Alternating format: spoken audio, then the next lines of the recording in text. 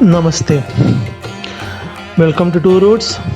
See, this video we talks about how to plan a 3 day trip to Chennai, Madurai, and Rameshwaram, which we can do it in a very low budget, approximately 2,500 to 3,000 rupees per person. So first you plan accordingly. You land in Chennai any early morning flight or any morning train. You have to reach approximately before 8 o'clock or maximum 9 o'clock you have to reach Chennai. It can be either train or any flight. Then next is you hire a taxi, which is 8 hours 80 kilometers is a general package, which is available for 2,000 rupees maximum.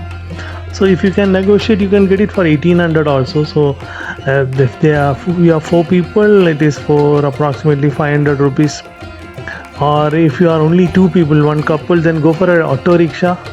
Then it is costing you only approximately 800 rupees for 2 people. So in this 8 hours 80 kilometers, we can cover the major attractions of Chennai. So we are landing around 8 o'clock. We go for a small breakfast.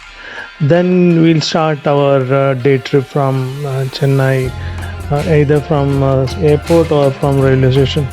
So first we are going to visit Marina Beach. Marina Beach is one of the longest beach in the world, we can say. It is approximately 6 to 13 kilometer is its length, and approximately half kilometer is its width. So first we are going to Marina Beach, which is already few samadhis are there of MGR, Jayalalitha, Annadurai. Then from there we are going to Valluva Kotam. It's a memory of great Saint Valluva. Then Kapalishwar Temple, Lord Shiva. This is built in around 6th century. Then from there Fort St. George. This is built in 1600 by British. Then Santom Church, where the tomb of Saint Thomas is accommodated here. Then at last a shopping tour in either T Nagar or Pandi Bazaar. Then we will be catching the train to Rameshwaram, which the train is around 8:30 in the evening, and which reaches approximately 8 o'clock in the morning at Rameshwaram. So now as the video, we are reached almost Rameshwaram the next day morning 8 o'clock. The video you are seeing that we are reaching approximately the station called Mantapam, which is just before the Pamban Bridge. The Pamban Bridge, everybody knows, is one of the longest bridge in India, which is built in 1914 by Britishers, so to connect with Colombo, Ceylon in Sri Lanka. So from here the Britishers, what they do, they take the materials up to Dhanushkodi, which is in Rameshwaram, and from there a ship to Sri Lanka, which is hardly 16 kilometers from Dhanushkodi. So now you can see we are passing through Rameshwaram Pamban Bridge.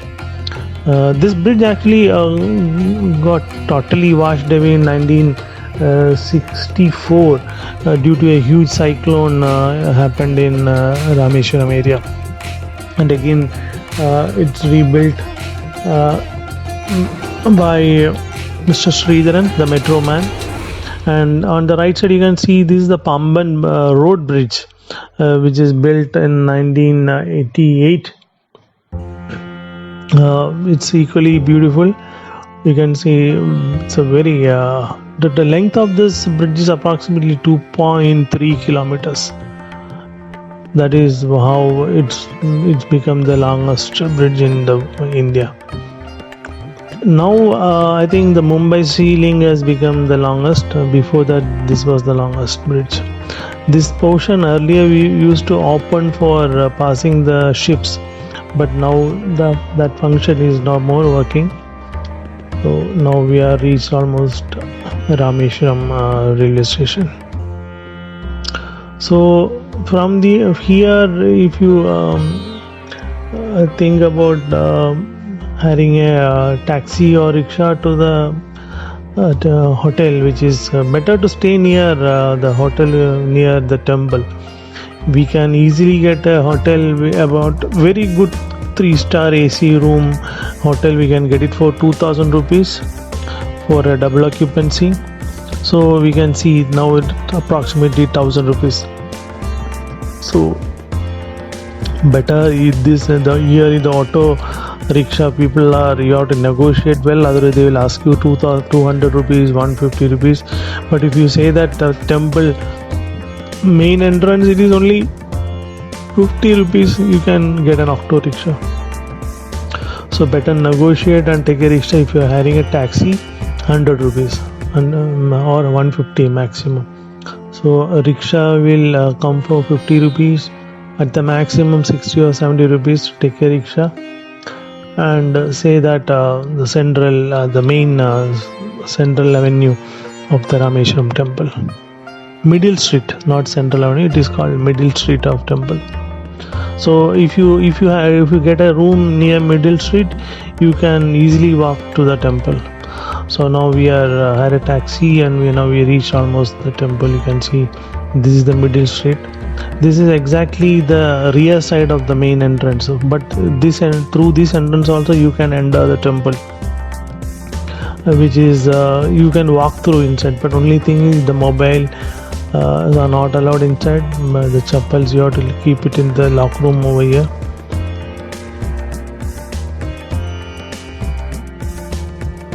You won't generally get hotels with a breakfast plan, so better go for an EP plan, which is without breakfast, only room.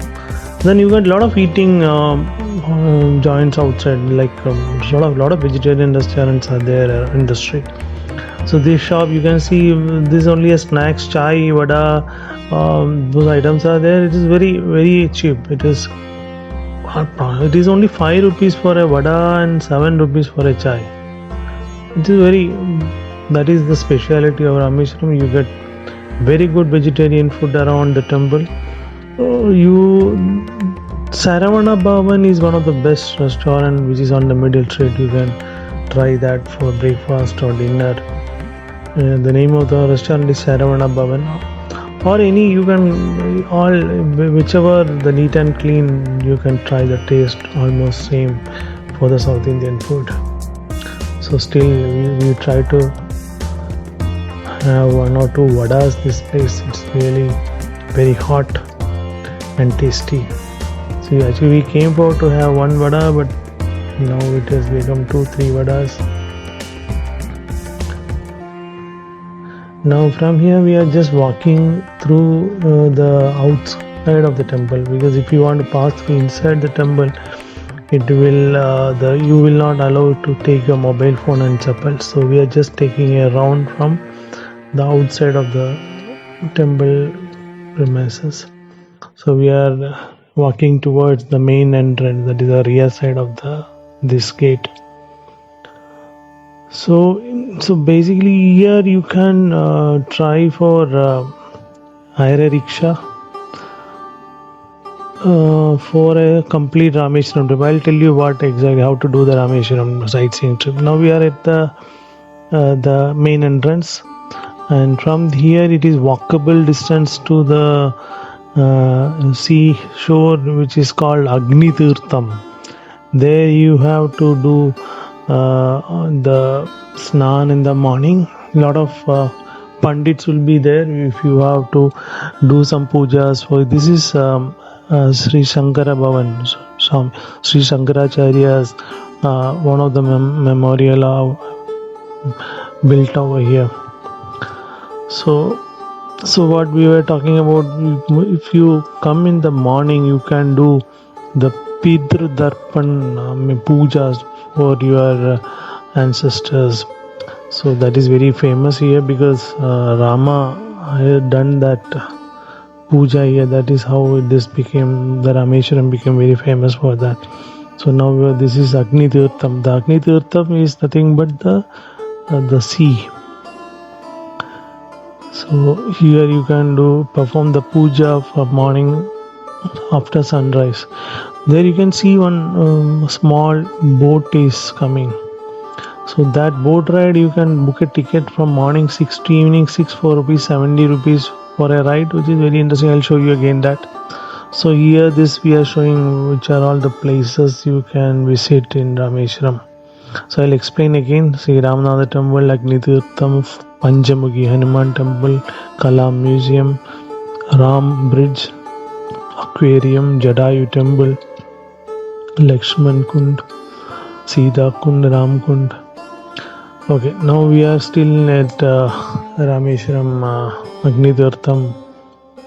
Inside you, there are 22 wells are there. It is very auspicious if you take a bath from all those 22 wells. So it is if you go for a guide, they will charge you 100 rupees for that taking a bath in these 22 wells inside the temple. That is inside the temple.